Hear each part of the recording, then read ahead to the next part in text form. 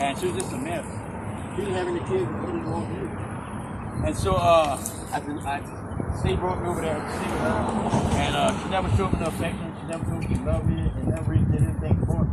So I had to scrape and fight over the kid to survive. And the first year was the toughest because I missed my mom, I missed my brother, and my sister. My whole life was turned upside down, and I'm crying a lot. I was sad all the time. And then the second year, I kind of got used to the neighborhood, and I was running the street with these guys in the neighborhood, and they was way street smarter than I was. I used to see them go in the store, they used to give me cookies and candies and stuff and cold drink, and they wouldn't buy them, they were stealing.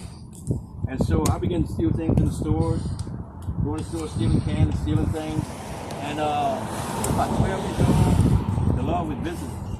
And I could feel the presence of the Lord coming to my room. And I knew it was him, and he would just stare at me. He wouldn't say anything, he would just stare at me. And I would toss and turn until I fall asleep.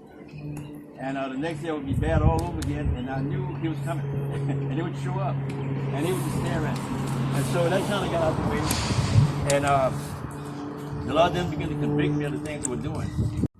I told him, I said, I think I'm going back to New Orleans tomorrow. Should have never came here. He said, no, it's going to get better. I said, no, it won't. Came back to the city. I felt the deeper depression again.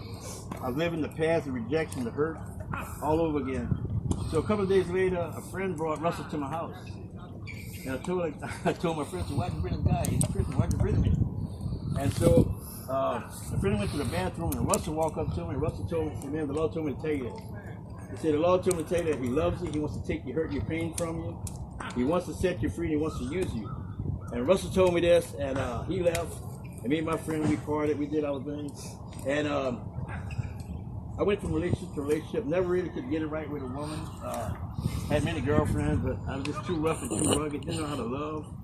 And I met this girl named Mary, she had 2 kids, we had a kid together. And she told me one day, she said, Daniel, you're a good man, but I don't want to drinking and drugging by my kids. You're going to straighten up, I'm going to kick you out of the house. And I went to work one day, and I tried to quit drinking.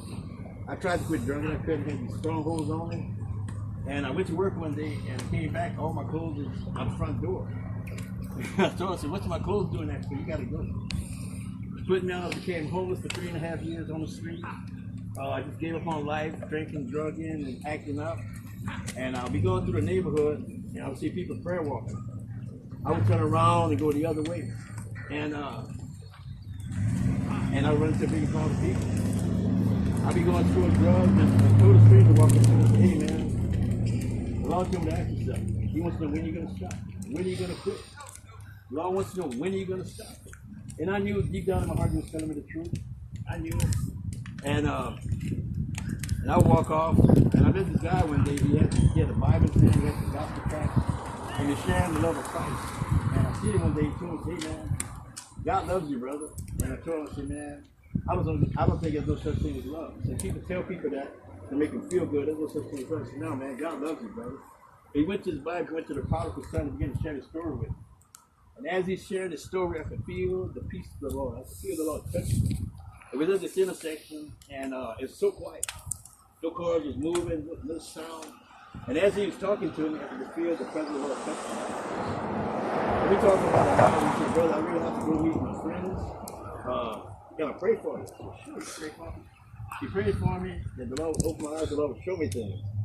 And I was about to leave, he said, hey man, the Lord told me to give you this Bible.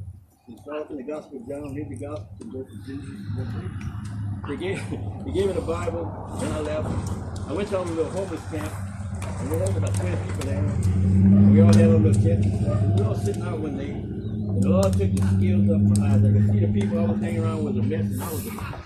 People were stealing from each other, tricked each other out. It's this prison underneath there. But I've never seen it like I've seen it that city. I told a friend of mine, I said, man, I'm sick of this. I can't live like this anymore. I got to change. I told a friend of mine, I said, I got to leave this camp. He laughed at me. A couple of days later, I moved my tent further down the interstate. I began to read my Bible. I began to just talk to the Lord. Didn't know how to pray. I would just talk to the Lord.